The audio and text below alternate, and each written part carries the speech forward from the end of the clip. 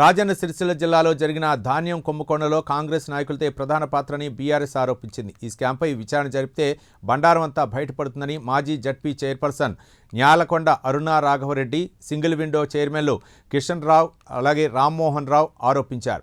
ఇందుకు సంబంధించి ఫోటోలతో పాటు ఆధారాలను చూపించారు. ప్రభుత్వ విప్ ఆది శ్రీనివాస్ స్వగ్రామైన రుద్రంగిలో ఆయన ప్రధాన అనుచరుడు స్వామి అలియాస్ గడ్డం నర్సారెడ్డి నకిలీ ట్రాక్ షీట్లలో 2 లారీల ధాన్యం అమ్మినట్లు పోలీసులు నిర్ధారించారని చెప్పారు. బీఆర్ఎస్ పార్టీ ఆధ్వర్యంలో నిర్వహిస్తున్న ఈ మీడియా సమావేశానికి విచ్చేసిన గౌరవనీయులు పెద్దలు మాజీ జిల్లా పరిషత్ అధ్యక్షురాలు న్యాలకొండ అరుణ రాఘవరెడ్డి గారికి, అదేవిధంగా నాతో పాటు పాల్గొంటున్న మిగతా అందరూ సీనియర్ కార్యకర్తలకు, ముఖ్య నాయకులకు, పెద్దలందరూ కూడా పేరు పేరున హృదయపూర్వక నమస్కారాలు. అదేవిధంగా ఈ సమావేశంలో పాల్గొంటున్న మీడియా మిత్రులందరూ కూడా హృదయపూర్వక నమస్కారాలు. గత వారం రోజుల నుంచి రాజన్న సిరిసిల్ల జిల్లాలో రాష్ట్రంలో ఎక్కడ లేని విధంగా మరి ధాన్యం అవకతవకల మీద పెద్ద ఎత్తున ఆరోపణలు వస్తున్నాయి. మరి దాని మీద కూడా అరెస్టులు చేయడము, ఇది రోజు పరిపాటిగా వారం రోజుల నుంచి మనం చూస్తా ఉన్నాం. అయితే మేము ప్రతిపక్ష పార్టీకి చెందిన సింగిల్ విండో చైర్మన్ గా, ఇక్కడ కొల్నూరు సింగిల్ విండో చైర్మన్ గా నేను, తర్వాత ఇక్కడ చందుర్తి, అదేవిధంగా రుద్రంగి సంగుల సింగిల్ విండో చైర్మన్, మిగతా అందరం మేము బీఆర్ఎస్ పార్టీ వారమైనా ఇప్పటి వరకు కూడా దీని మీద మాట్లాడలేదు. ఎందుకంటే మేము బాధ్యతాయుతంగా గత 7 సంవత్సరాలుగా ఈ సింగిల్ విండో అధ్యక్ష పదవిలో ఉన్నాం కాబట్టి అందులో ఏం జరుగుతుంది, ఏం వ్యవహారం జరుగుతుంది పూర్తి వివరాలు మాకు తెలుసు. కాబట్టి మేము ఏదైనా మాట్లాడితే దానికి ఒక ఆధారం ఉండాలి, ఆధారం లేకుండా మాట్లాడడం పద్ధతి కాదని చెప్పి ఒక సభ్యత సంస్కారంతో ఆలోచించి మేము ఓపికతో సంయమనంతో ఇన్ని రోజులు వెయిట్ చేసాం. అయితే గత వారం 10 రోజుల నుంచి ఇది పరిపాటిగా జరిగింది. అయితే మా దగ్గర కొన్ని ఉదాహరణలు మీ దృష్టికి తీసుకొస్తున్నా. మేము ఎప్పుడు మాది కొల్లూరు సెంటర్ నుండి 10/6/2026 పిఎస్సిఎస్ కొల్లూరు నుంచి అపీరల్ పార్క్ గోదాంకు పెద్దూరుకు పోయింది రక్షీట్. Lorry number AP TS 5UA 5999 ఏదైతే మొన్న మా వెహికల్ దొంగ బస్తాలు తీసుకుపోయి ఏదైతే వెహికల్ దొరికిందో, లారీ దొరికిందో అదే బండి మా దగ్గర 10వ తారీఖు 6వ నెల రోజు మరి రైతులు, ముఖ్యంగా ఇలా 7 రైతులు ఉన్నారు. శ్రీరాముల శ్రీనివాస్ 174 బస్తాలు, మహేష్ వీరవేణి 129, శంకర్ ఓరకంటి 94, ఏనుగుల లచ్చవ 176, లోకుత్తి చంద్రయ్య 105, వీరవేణి వెంకటి 37, వీరవేణి రవి 100, మొత్తం 815 బస్తాలు ఉన్నాయి. దాంతో పాటు మాది ఇంకొక పీపీసీ సెంటర్ ధర్మారం. ఇదే ధర్మారం నుంచి కూడా మరి 7/6/2026 దీనికెళ్ళి కూడా 850 బస్తాలు ట్రక్ షీట్ పంపించడం జరిగింది. బొడ్డు ముత్తయ్య 116 బస్తాలు, కోటకల్ల వేణు 85, రామరెడ్డి 278, చంద్రయ్య 178, దేవయ్య 190, 850 బస్తాలు. అయితే ఇవి పంపించిన తర్వాత జనరల్ గా ఎట్లుంటాయంటే, మన పీపీ సెంటర్ నుంచి బండి లోడేసి పంపించిన తర్వాత ఓ 2-3 రోజుల తర్వాత ఆ సెంటర్ లో పనిచేసినటువంటి ఇన్ఛార్జ్ పోయి అక్కడ నుంచి రైస్ మిల్ లో దిగితే రైస్ మిల్ నుంచి, లేకపోతే గోదాంలో దిగితే గోదాం నుంచి తీసుకుని రావడం జరుగుతుంది. అయితే ఇది జరిగిన తర్వాత ఏమైందంటే, ఒక 2-3 రోజుల తర్వాత మా సిబ్బంది పోతే ఏది ఇక్కడ విచారణ జరుగుతుంది, ఇక్కడ అధికారుల దగ్గర ట్రక్ షీట్లు లేవు అని చెప్పి ఒక 2-3 రోజులు తాత్సారం చేయడం జరిగింది.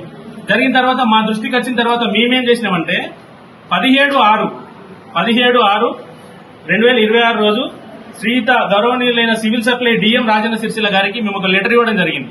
ఎందుకంటే మా దృష్టికి వచ్చిన అంశాన్ని పీపీసీ కొల్లు నుండి వెళ్లిన 8533 గల ట్రక్ షీట్ ఇప్పించడం గురించి అని చెప్పి మేము ఇంటర్నల్ గా డిపార్ట్మెంట్ కు పెట్టిన లెటర్ ఇది. 17 తారీఖు నాడు మేము ఇంటర్నల్ గా డిపార్ట్మెంట్ కు లెటర్ పెట్టినాం. మేము ఎందుకంటే ఒక ప్రతిపక్ష పార్టీకి చెందిన వాళ్ళు మేము చేస్తే ఏదో ప్రభుత్వాన్ని చూడలేక ఆరోపణలు చేస్తున్నారని అభియోగాలు మా మీద మోపుతారని చెప్పి ఆధారాలతో సహా మేము 17వ తారీఖు నాడు ఎక్కడ కూడా బయట ప్రెస్ మీట్ గానీ ఏది గానీ నిర్వహించకుండా సంబంధిత అధికారులకు మేము కంప్లైంట్ చేయడం జరిగింది. దీని తర్వాత జరిగింది ఏంటంటే, రైతులకు అడిగినప్పుడు మా వాళ్ళు సమాధానం చెప్పాల్సి ఉంటుంది కాబట్టి 17 నాడు మేము పెడితే మీలాంటి మీడియా మిత్రులు 4th ఎస్టేట్ మీడియా కాబట్టి రైతులు మీడియాకు చెప్పుకుంటే మీడియా మిత్రులు వచ్చి మమ్మల్ని సంప్రదించడం జరిగింది. 21వ తేదీ నాడు మమ్మల్ని సంప్రదిస్తే వాళ్ళు 22 నాడు సూర్యపత్రికలో వడ్ల లారీలు మాయం అనే ఒక కథనం, తర్వాత వార్తలు మాయం, వడ్ల లారీలు మాయం, ఏదైతే మేము కంప్లైంట్ చేసినామో, ట్రక్ షీట్ చేసినామో, ఇవన్నీ ఆధారాలు కూడా మేము మీడియాకి ఇచ్చినాం. మేము ఎక్కడ కూడా ప్రభుత్వం మీద ఆరోపణ చేయాలి, ఎమ్మెల్యే గారి మీద ఆరోపణ చేయాలి, దానికి కూడా పోలే.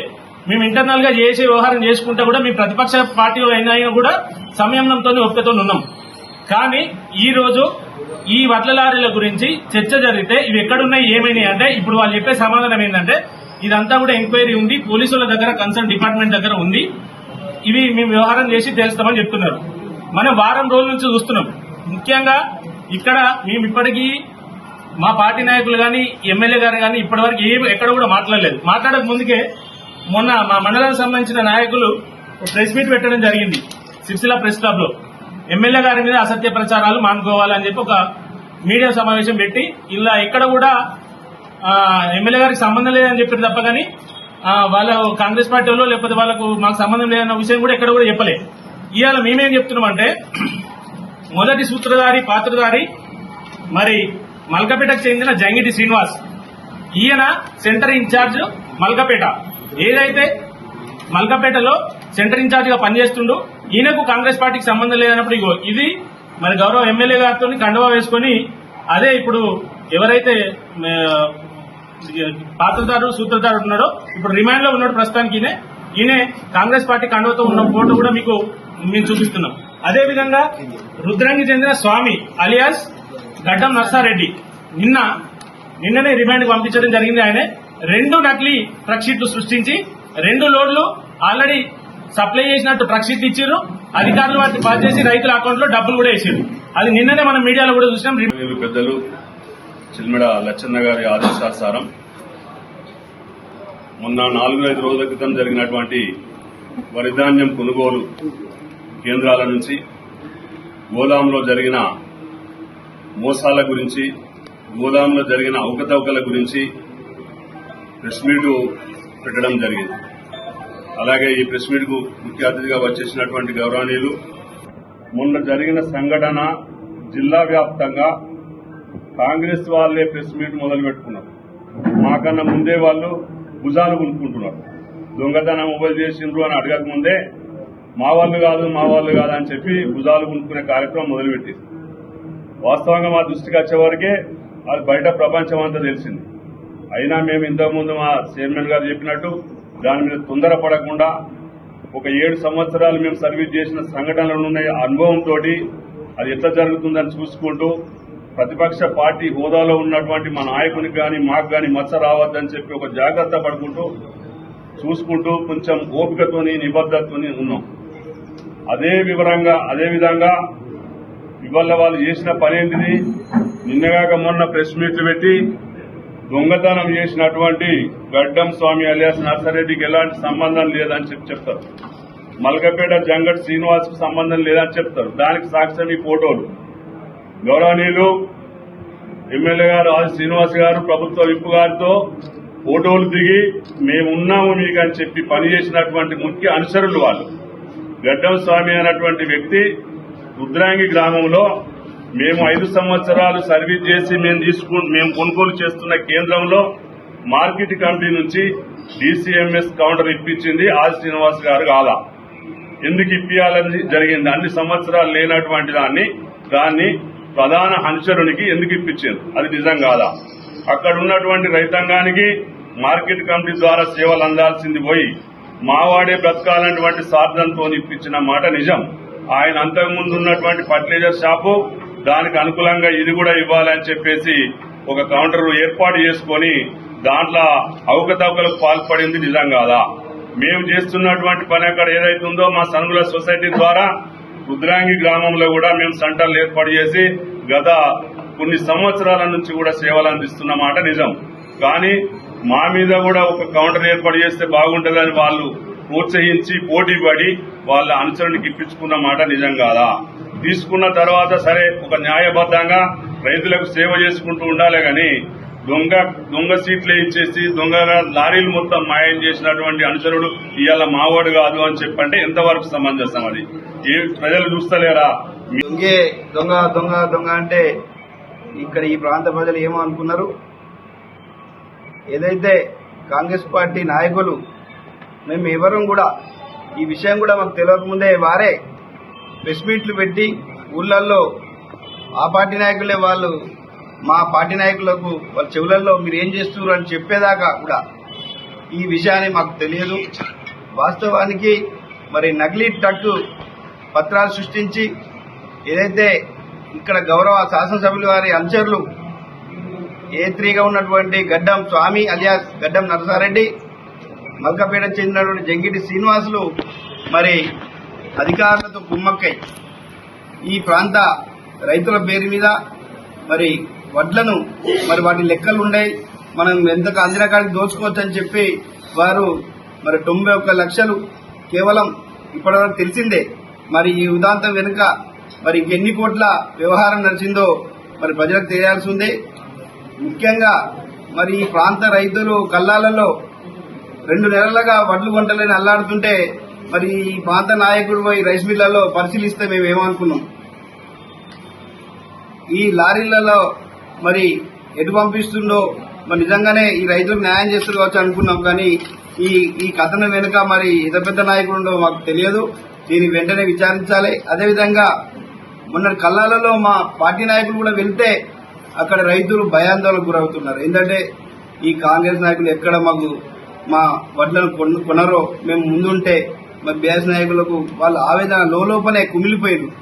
మరి ఈ ప్రాంతాల్లో ఏం నడుస్తా ఉంది, మొన్న నమస్తే తెలంగాణ పత్రికలో వచ్చిన కథనం షేర్ చేసినందుకు ఒక వికలాంగ మరి సోషల్ మీడియా కార్యకర్తను అర్ధరాత్రి తీసుకొచ్చి ఆయన ఫోన్ సీజ్ చేసి మరి ఆయన ఉగ్రవాదిని అరెస్ట్ చేసిన విధంగా జీబీ తీసుకుపోయి ఇంటికి తీసుకొచ్చి మరి భయాందోళనకు గురి చేసిండ్రు. ఈ ప్రాంతంలో మరి దొంగ అన్నట్టు నిజమైపోయింది. మా బీసీ నాయకుడు అంటే మరి ఈ దోపిడీ నాయకుడిగా తయారైన వ్యవస్థ ప్రజలకు అర్థమైపోతా ఉంది. మీరేదో మా పార్టీ మీద మేము బురద ఎదుగుతుంటే అభివృద్ధి చేయంగా ఓర్వలేకపోతున్నామట బీఆర్ఎస్ నాయకులు. అభివృద్ధి చేయంగా ఓర్వలేకపోతున్నాం, అవినీతి చేస్తే ఓర్వలేకపోతున్నాం అని చెప్పి ఈ సందర్భంగా తెలియజేస్తున్నాం. ఈ ప్రాంత అభివృద్ధి కొరకు మీరు కలవకంటున్న మంత్రి పదవి వస్తే ఒక సంతోషం, ఈ ప్రాంత అభివృద్ధి అవుతుందని చెప్పి అనుకుంటున్నాం. కానీ మీ వ్యవహారం, మీ నాయకులను దాచిపెట్టే వ్యవహారం ఈ వారం రోజులుగా మరి మీరు సమాధానం చెప్పాలి. మీ నాయకులు ఎందుకు జైలుకి వెళ్ళిరు, మరి దీని వెనుక మీరు ఇన్ని రోజులు తాత్సారం చేసి మసిగురించి మారకాయ చేసింది ఎందుకు ఇప్పుడు ప్రజలకు అర్థమైతా ఉంది.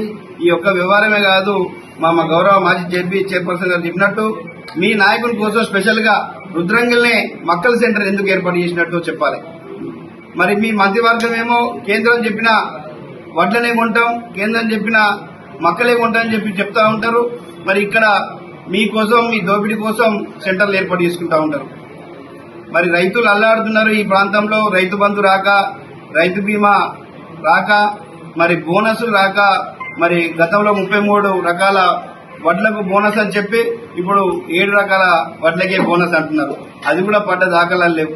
రుణమాఫీ అయింది లేదు. ఈ ప్రాంతంలో మీరు కొత్తగా చేసింది ఏంది లేదు. కానీ అవినీతి మాత్రం విచ్చలవిడిగా జరుగుతుందని చెప్పి మేము తెలియజేస్తూ ఈ యొక్క వ్యవహారం మీద ఇంకా లోతైన విచారణ జరగాలి. లేని పక్షంలో బీఆర్ఎస్ పార్టీ మరి తీవ్ర ఆందోళన చేస్తాం. మరి మా యొక్క ట్యాక్స్ చైర్మన్ చెప్పినట్టు, మా గౌరవ మాజీ జడ్పీ చైర్పర్సన్ చెప్పినట్టు దొరికింది రవ్వంతే, ఇంకా దొరకాల్సింది కొండంత అన్నట్టు మీరు విచారణ చేసి చేయకపోతే మాత్రం ఖచ్చితంగా పార్టీ ఆందోళన కార్యక్రమాలు చేపడుతుంది. ఈ సందర్భంగా మీడియా ముఖంగా తెలియజేస్తా ఉన్నాం. జై తెలంగాణ.